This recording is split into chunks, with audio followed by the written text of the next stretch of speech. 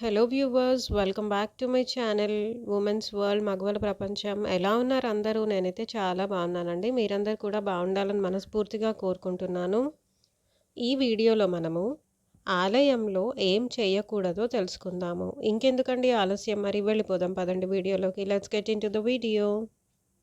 ఉపకారం చేస్తానని ప్రతిజ్ఞ చేయడం, కంబలి, శాలువ లాంటి వాటితో శరీరమంతా కప్పుకొని దైవ దర్శనానికి వెళ్ళడం, స్త్రీలతో పరిహాసంగా మాట్లాడడం, నిన్నేం చేస్తానో చూడు అని బెదిరించడం, ఆలయ మంటపంలో భోజనం చేయడం, గుడిలోకి వెళ్ళి దైవదర్శనం చేసుకున్నాక భగవంతునికి వందనం చేయకుండా ఉండడం. దైవదర్శనం అయినాక కాసేపు గుడిలో కూర్చుంటాం. అలా కూర్చునేటప్పుడు భగవంతునికి ఎదురుగా కాళ్ళు చాపడం, వీపును భగవంతుని వైపు పెట్టడం, ఆలయ ప్రాంగణంలో ఏడవడం, దెబ్బలాడడం,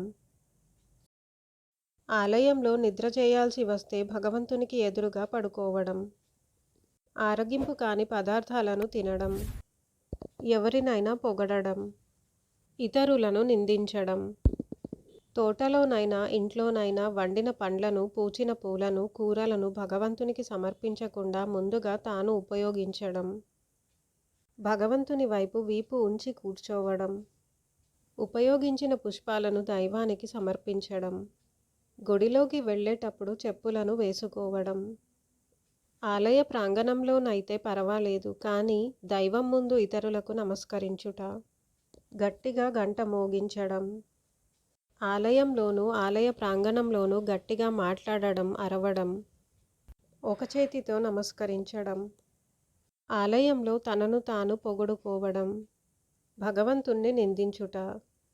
ఆలయంలో ఇలాంటి పనులు చేస్తే భగవంతుణ్ణి సేవించిన పుణ్యం దక్కకపోవడమే కాదు, మిక్కిలి పాపం చేసినట్లు అవుతుందని వరాహ పురాణం చెబుతున్నది. Thanks for watching my video. నా ఈ వీడియో కనుక మీకు నచ్చినట్టయితే తప్పకుండా లైక్ చేయండి, షేర్ చేయండి, కమెంట్ చేయండి. అలాగే మరిన్ని మంచి వీడియోస్ కోసం నా ఛానల్ను తప్పక సబ్స్క్రైబ్ చేయండి.